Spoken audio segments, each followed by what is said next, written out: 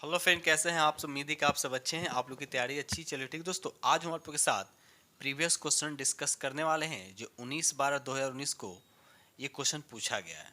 19/12/2019 को एक क्वेश्चन पूछा गया है बेल्ट्रन डेटा एंट्री ऑपरेटर में। ठीक है, तो आज हम लोग साथ डिस्कस करने वाले हैं और आप लोग को पता है कि क्वेश्चन आप लोग से 60 क्वेश्चन पूछा जाएगा और ये निगेटिव मार्क्स इसमें नहीं है। ठीक है, चलिए तो वीडियो को लास्ट तक बनिएगा।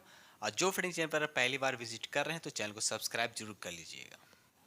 क्वेश्चन नंबर यहाँ पे 1 कहता है कि 5 MS वर्ड डॉक्यूमेंट्स एक विशेष समय पर खुले हुए हैं। यदि आप इस खुले हुए डॉक्यूमेंट्स पर बारी बारी से जाना चाहते हैं तो आप किस टैब का उपयोग करेंगे। तो यहाँ पर सही जो आंसर होगा आपका डी हो जाएगा।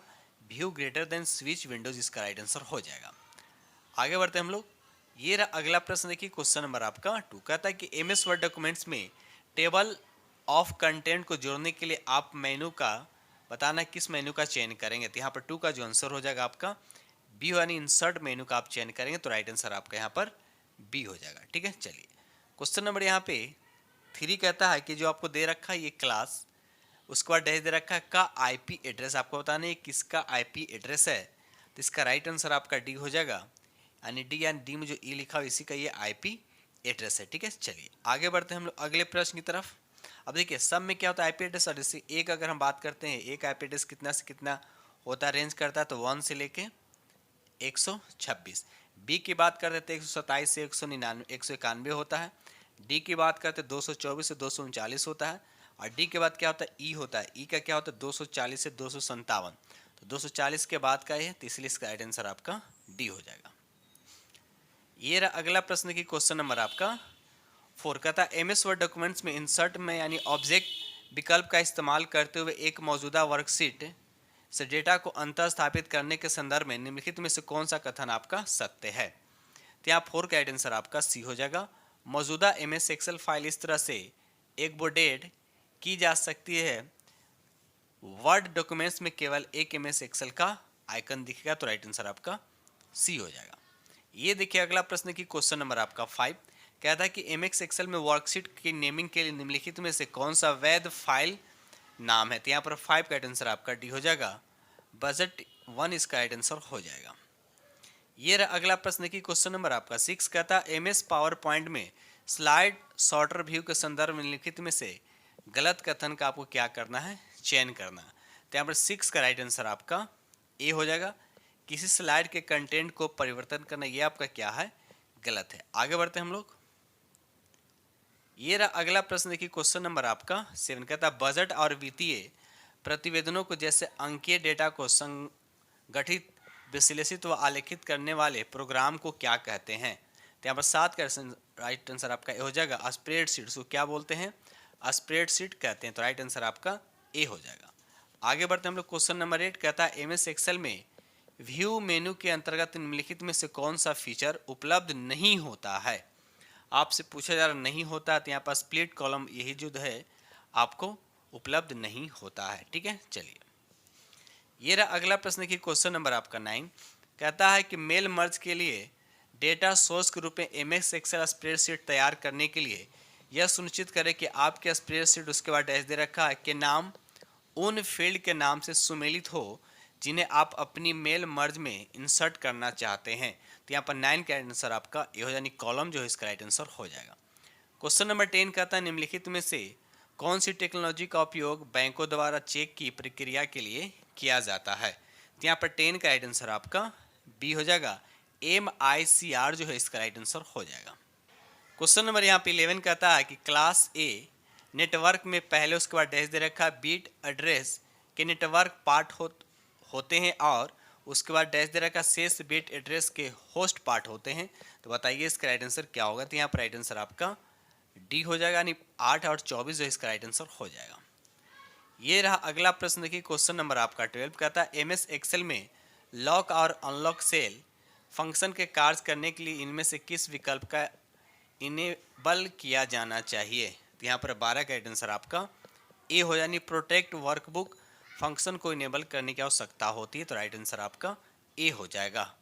ये रहा अगला प्रश्न की क्वेश्चन नंबर आपका 13 कहता है MS एक्सेल में उसके बाद डैश दे रखा आपको फॉर्मेट कोड वाली फॉर्मेटिंग लागू करने पर दिखने वाली संख्याओं के तरीकों में परिवर्तन करने की सुविधा देता है यह उस स्थिति में उपयोगी होता है जब आप संख्याओं को अधिक पठनीय फॉर्मेट दर्शाना चाहते हैं या आप संख्या को टेक्स्ट या सिंबल के साथ संयोजित करना चाहते हैं। तो यहाँ पर 13 का राइट आंसर आपका ये हो जाएगा, टेक्स्ट फंक्शंस इसका राइट आंसर हो जाएगा।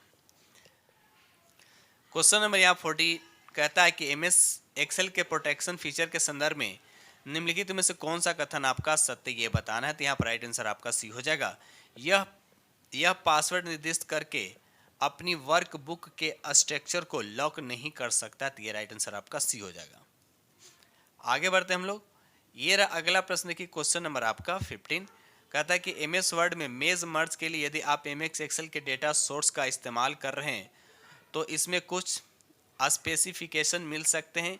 इस संदर्भ में निम्नलिखित में कौन सा कथन आपका गलत बताना है। तो यहाँ पर राइट आंसर आपका बी हो जाएगा, लिस्ट में कोई रिक्त स्तंभ या पंक्ति नहीं होनी चाहिए। तो राइट आंसर आपका बी हो जाएगा।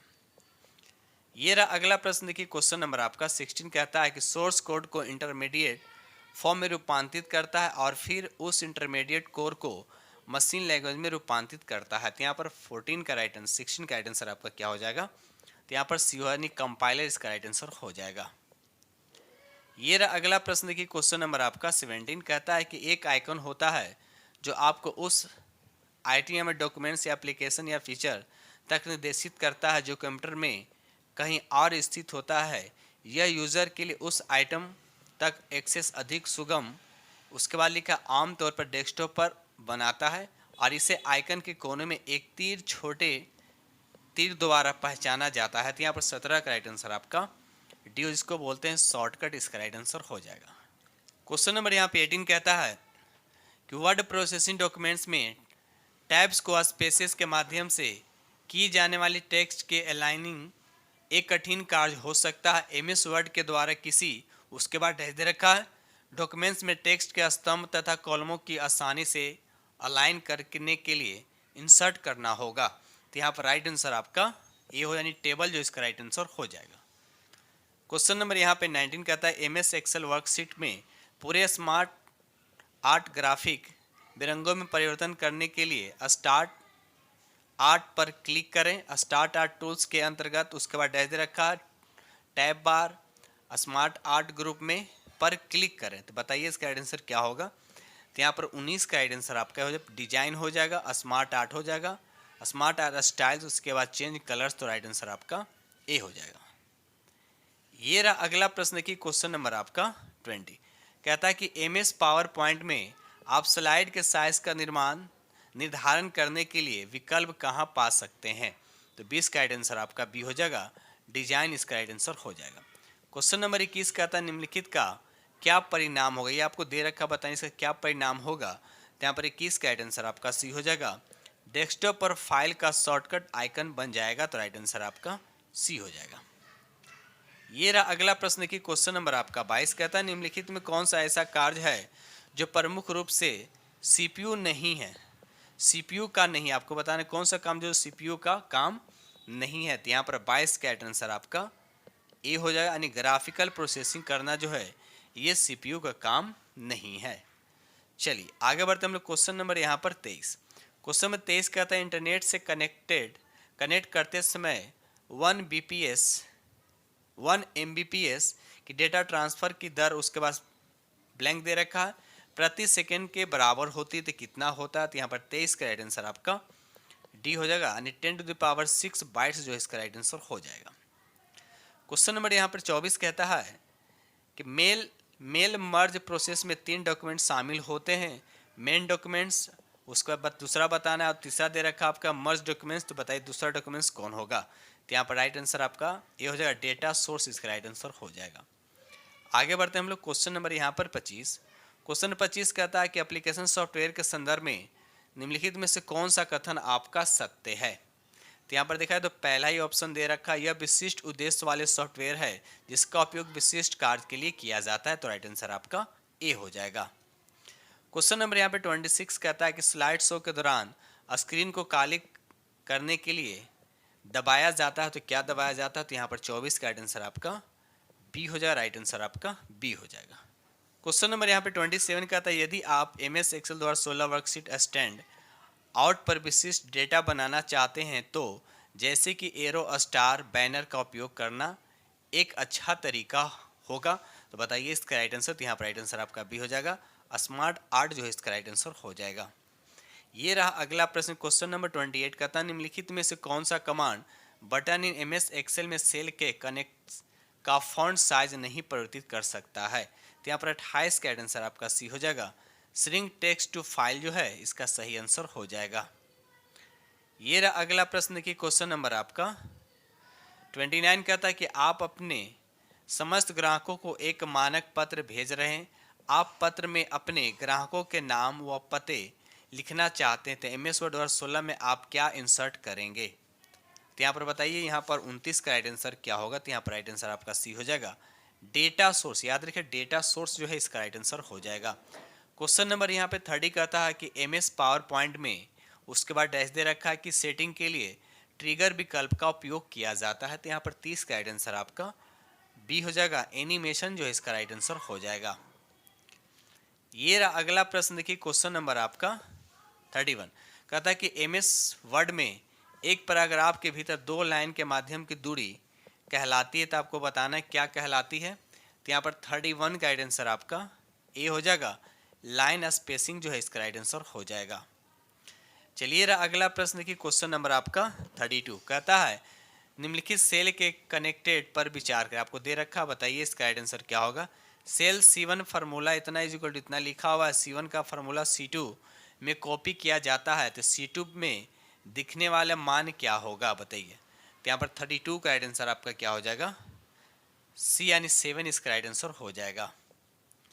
ये रहा अगला प्रश्न की क्वेश्चन नंबर आपका 33 कहता है कि 8 पेजेस वाले एमएस वर्ड 2016 डॉक्यूमेंट्स में आप केवल पेज 2, 3, 6 और 8 का प्रिंट आउट लेना चाहते हैं तो आप किस सेटिंग का इस्तेमाल करेंगे। तो यहाँ पर 33 का राइट आंसर आपका क्या हो जाएगा, बी यानी कस्टम प्रिंट का इस्तेमाल करेंगे। तो राइट आंसर आपका बी हो जाएगा। ये रहा अगला प्रश्न की क्वेश्चन नंबर आपका 34 कहता है कंप्यूटर नेटवर्क कार्ड और नेटवर्क राउटर को कनेक्टेड करने वाले केबल को क्या कहा जाता है। तो यहाँ पर 34 का राइट आंसर आपका डी हो जाएगा, रजिस्टर्ड जैक 45 इसका राइट आंसर हो जाएगा। ये रहा अगला प्रश्न देखिए, क्वेश्चन नंबर आपका 35 कहता है कि एमएस एक्सेल वर्कशीट में संख्याओं के पंक्ति या स्तंभ कहलाते हैं जो चार्ट में प्लॉटेड होते हैं। तो यहाँ पर 35 का राइट आंसर आप बताइए। तो यहाँ पर राइट आंसर आपका डी हो जाएगा, डेटा सीरीज जो इसका राइट आंसर हो जाएगा। ये रहा अगला प्रश्न देखिए, क्वेश्चन नंबर आपका 36 कहता है कि एक वर्कशीट की एक सेल के फॉर्मेटिंग को उसी वर्कशीट के दूसरी सेल में लागू करने के लिए आप निम्नलिखित में से क्या उपयोग करेंगे। तो यहाँ पर 36 का राइट आंसर आपका डी हो, यानी paste special greater than format का यूज करेंगे। तो राइट आंसर आपका डी हो जाएगा। क्वेश्चन नंबर यहाँ पे 37 कहता है कि प्रोटेक्टेड वर्कबुक फंक्शन क्या करता है बताइए। तो यहाँ पर 37 का राइट आंसर आपका ए हो जाएगा, यह वर्कबुक को इस तरह से रक्षित करता है कि इस तक केवल वही लोग पहुंच सकते हैं जिनके पास इसका पासवर्ड होगा। तो राइट आंसर आपका ए हो जाएगा। ये रहा अगला प्रश्न देखिए, क्वेश्चन नंबर आपका 38 कहता है कि वायरलेस नेटवर्क का इस्तेमाल करते समय SSID इनमें से किसे निरूपित करता है। तो यहाँ पर देखा है तो राइट आंसर आपका डी हो जाएगा, unique identifier of a wireless network इसका राइट आंसर हो जाएगा। ये रहा अगला प्रश्न देखिए, क्वेश्चन नंबर आपका 39 कहता है कि एमएस वर्ड में टेक्स्ट को की फॉर्मेटिंग करते समय निम्नलिखित में से कौन सा वैध विकल्प नहीं है जो उपलब्ध होता है। तो यहाँ पर 39 का राइट आंसर आपका बी हो जाएगा, एक्सपोनेंट्स जो है इसका सही आंसर हो जाएगा। क्वेश्चन नंबर यहाँ पर 40 कहता है निम्नलिखित में से किसे या किन्हें लो लेवल लैंग्वेज के रूप में परिभाषित किया जा सकता है बताइए। तो यहाँ पर 40 का देखा है तो राइट आंसर आपका बी हो जाएगा, असेंबली जो है इसका राइट आंसर हो। याद रखिए असेंबली जो है इसका राइट आंसर हो जाएगा। ठीक है, चलिए आगे बढ़ते हैं हम लोग। ये रहा क्वेश्चन नंबर आपका 41 कहता है एमएस एक्सेल 2016 में आप वर्कशीट को रीनेम कैसे करेंगे बताइए। तो आप 41 का राइट आंसर आपका सी हो जाएगा, right click on the sheet name पर करेंगे उसके बाद रीनेम। राइट आंसर आपका सी हो जाएगा। क्वेश्चन नंबर यहाँ 42 कहता है कि एमएस वर्ड में किसी टेक्स्ट को फॉन्ट परिवर्तन करने के लिए क्या करना होगा बताइए, क्या करना होगा। तो यहाँ पर देखा है तो राइट आंसर आपका क्या हो जाएगा, यहाँ पे ए में ए और बी लिखा हुआ है। परिवर्तन करने के लिए टेक्स्ट को सिलेक्ट करेंगे। बी में लिखा होम टैब पर बॉक्स पर ड्रॉप डाउन एरो पर क्लिक करें, उसके बाद वांछित फॉन्ट का चयन करें, उसके बाद किसको क्लिक करें, तो यहाँ पर राइट आंसर आपका डी हो जाएगा, यानी फॉन्ट जो है इसका राइट आंसर हो जाएगा। ये देखिए अगला प्रश्न की क्वेश्चन नंबर आपका 43 कहता एमएस एक्सेल में इनमें से किस टूल का उपयोग एक सेल के फॉर्मेट को किसी दूसरे सेल के रेंज में कॉपी करने के लिए किया जाता है। तो यहाँ 43 का राइट आंसर आपका बी हो जाए, यानी फॉर्मेट पेंटर जो है इसका राइट आंसर हो जाएगा। ये रहा अगला प्रश्न देखिए क्वेश्चन नंबर आपका 44 कहता है कार्यालय में इस्तेमाल की जाने वाले लैपटॉप में उसके बाद डैश दे रखा है कि डेटा स्टोरेज क्षमता होती है तो कितना होता है। तो 44 का राइट आंसर आपका यहाँ पे ए हो जाएगा, 512 GB जो है इसका राइट आंसर हो जाएगा। चलिए रहा अगला प्रश्न देखिए क्वेश्चन नंबर आपका 45 कहता है एमएस पावर पॉइंट में टेक्स्ट डायरेक्शन में डिफॉल्ट रूप से कितने विकल्प उपलब्ध होते हैं। तो यहाँ पर 45 का राइट आंसर आपका बी हो जाएगा, यानी 4 विकल्प उपलब्ध होते हैं। क्वेश्चन नंबर 46 कहता है एमएस वर्ड 2016 में मेल मर्ज का इस्तेमाल करते हुए लेबल को प्रिंट करने के लिए उसके बाद बताइए यहाँ पर क्या होगा। तो यहाँ पर 46 का राइट आंसर आपका डी हो जाएगा, मेलिंग जो है इसका राइट आंसर हो जाएगा। ये रहा अगला प्रश्न की क्वेश्चन नंबर आपका 47 डैश दे रखा है जुड़ी हुई हार्डवेयर डिवाइस तथा ऑपरेटिंग सिस्टम के मध्य आवश्यक रूप से निर्बाध कम्युनिकेशन की सुविधा देता है, बताइए कौन देता है। तो यहाँ 47 का राइट आंसर आपका सी हो जाएगा, डिवाइस ड्राइवर जो है इसका राइट आंसर हो जाएगा। आगे बढ़ते हैं हम लोग। क्वेश्चन नंबर यहाँ 48 कहता है कि कॉलम बी की समस्त सेल के कंटेंट को बोल्ड व इटैलिक करने के लिए आप क्या करेंगे। तो यहाँ पर 48 का राइट आंसर आपका बी हो जाएगा, यानी कॉलम बी को सिलेक्ट करेंगे और होम मेनू के अंतर्गत फॉन्ट ग्रुप में बी और आई का उपयोग करेंगे, तो राइट आंसर आपका बी हो जाएगा।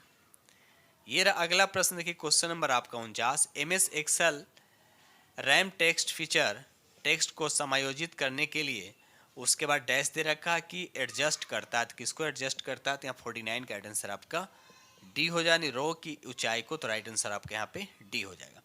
क्वेश्चन नंबर 50 कहता है विंडोज एक्सपी में उसके बाद डैश दे रखा है बटन होते हैं जो आपको सामान्य टूलों तथा वर्तमान में चल रहे प्रोग्रामों तक त्वरित एक्सेस देता है।